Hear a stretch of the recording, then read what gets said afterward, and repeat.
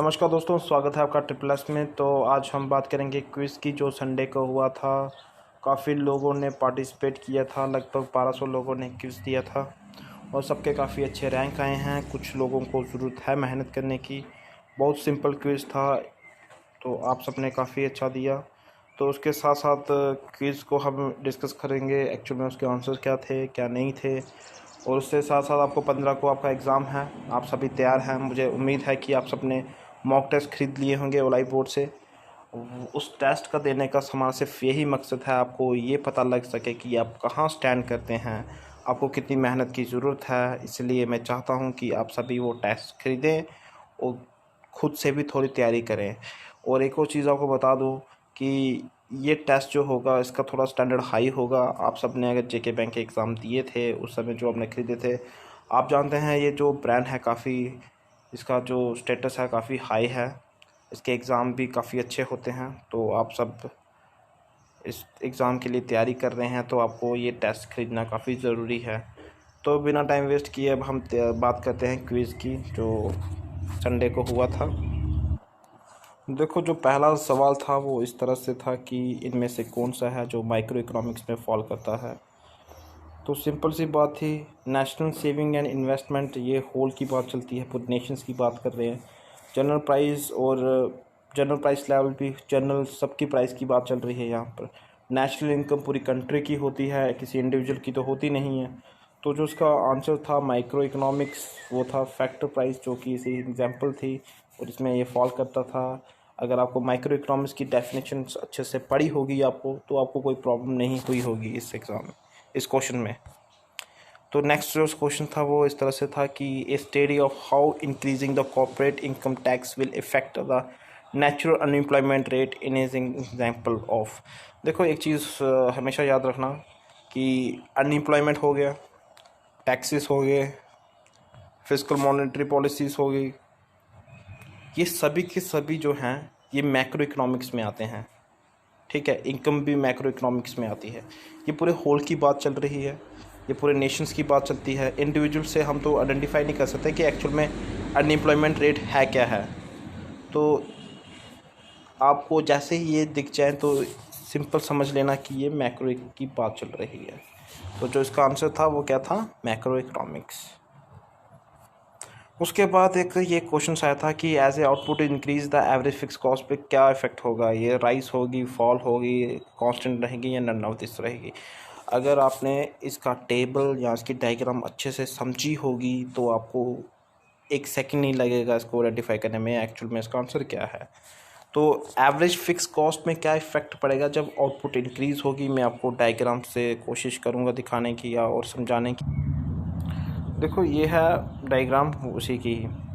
तो इसमें देख रहे हो आपकी जो आउटपुट इंक्रीज़ होने से एवरेज फिक्स कॉस्ट क्या हो रही है, डाउनवर्ड शिफ्ट हो रही है। तो इसका आंसर फॉलिंग था, स्टार्टिंग फॉलिंग था। तो आपने आई होप कि सही आंसर किया होगा। अगर आपको ये डायग्राम दिमाग में होगी तो आप इजी से आंसर को आइडेंटिफाई कर सकते थे। देखो, इसमें जैसे ही आउटपुट इंक्रीज़ हो रहा है, L1 से L2 आ रहा है, तो जो के एवरेज फिक्स कॉस्ट है वो क्या हो रही है, डाउनवर्ड शिफ्ट हो रही है। ठीक है, तो जो एवरेज फिक्स कॉस्ट है वो डाउनवर्ड हो रही है बिकॉज आउटपुट इंक्रीज़ होने से। तो मैंने आपको एक चीज़ बताई होगी किसी लेक्चर में कि अगर आपको टेबल और डायग्राम दिमाग में रहेंगी तो आप कोई भी क्वेश्चन जो है इकोनॉमिक्स का वो सॉल्व करना नहीं छोड़ोगे। तो उसके बाद बात करते हैं कि which of the following cost curve is never U shape. इनमें से कौन सी कर्व है जो यू शेप में नहीं होती है। मैंने हर एक कर्व को टेबल में भी बताया है, ग्राफ पे भी बताया है कि क्या यू शेप होगी, किस तरह से होगी, कौन सी स्ट्रेट रहेगी। आपके दिमाग में अगर वो आया होगा उस समय, तो अगर आपने डायग्राम्स अच्छे से देखी होंगी तो आप इजी से आइडेंटिफाई कर सकते हैं कि इसका कौन सा। देखो, टेबल से ही आपको इजी से पता लग गया कि इसका आंसर क्या होगा। टोटल फिक्स कॉस्ट देखो, ये बिल्कुल स्ट्रेट है, ये एकदम से है, बाकी वेरिएबल हैं। टोटल कॉस्ट भी चेंज हो रही है, एवरेज कॉस्ट भी चेंज हो रही है, बट जो फिक्स कॉस्ट है वो चेंज नहीं हो रही है। तो इनमें से अभी भी अगर आपको नहीं पता लग रहा है तो अब हम डायग्राम देखेंगे, जो इसकी डायग्राम बनेंगी वो क्या बनेगी।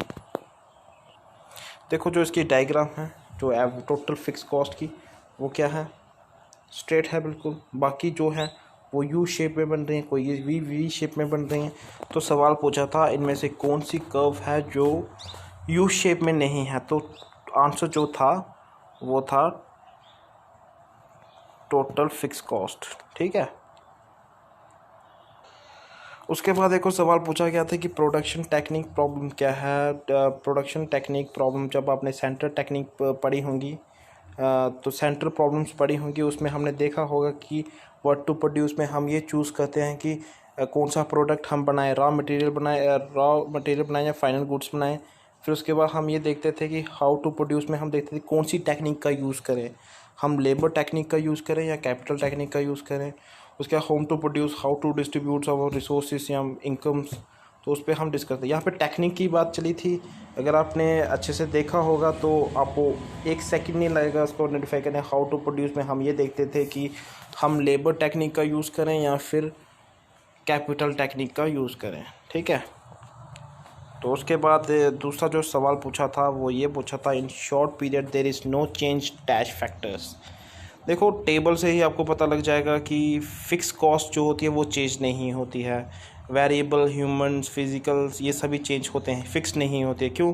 क्योंकि अगर आपने 1 साल के लिए कोई फैक्ट्री लगाई है तो आपकी जो बिल्डिंग है, लैंड है, वो फ़िक्स रहेगी। ठीक है। There is no change. तो वो कब होता है? शॉर्ट रन में। जब आप 20 साल की बात कर रहे हैं, लॉन्ग रन की बात कर रहे हैं, तो वहाँ पर क्या होगा, वहाँ पर भी चेंजेबल फैक्टर्स होंगे।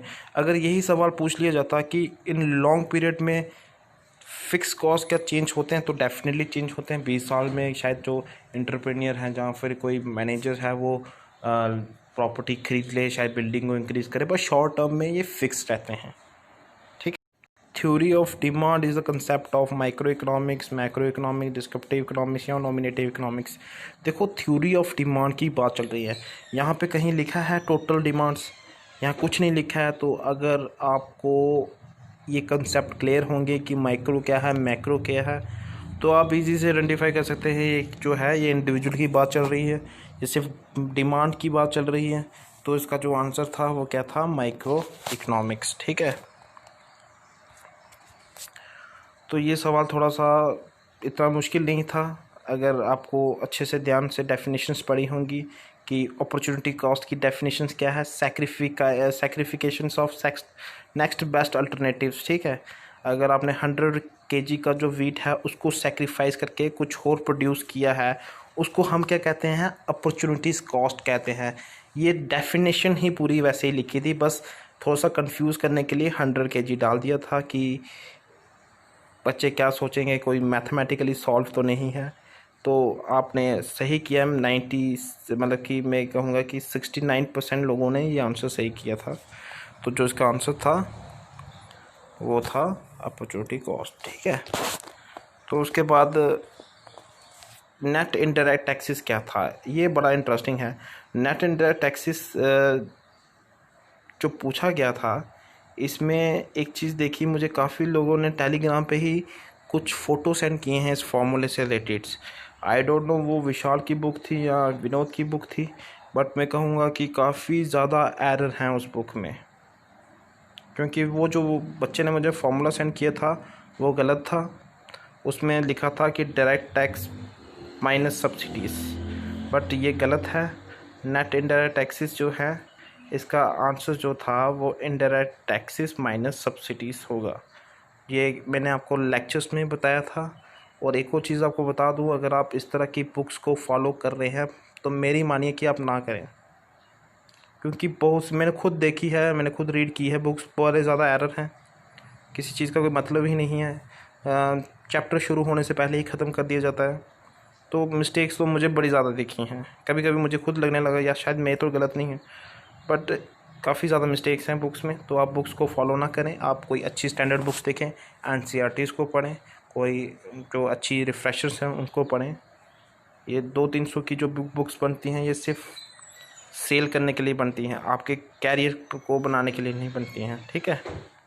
तो जो इसका आंसर था इनडायरेक्ट टैक्सेस, आपने अगर अच्छे से लेक्चर्स देखे होंगे, इसका जो सिंपल सा फार्मूला था इनडायरेक्ट टैक्सेस माइनस सब्सिडीज़, इसका जो आंसर था। वो ये आंसर नहीं था। कईयों ने मुझे ये भेजा था फ़ोटोज़ क्लिक करके, ये नहीं है आंसर इसका।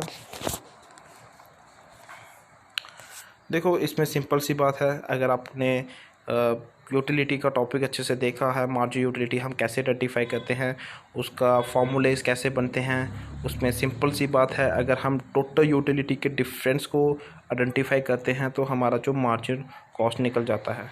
तो देखो इसमें क्वेश्चन किस तरह से पूछा था कि जो 10th यूनिट है उसका जो टोटल कॉस्ट है वो कितनी है 600, ठीक है।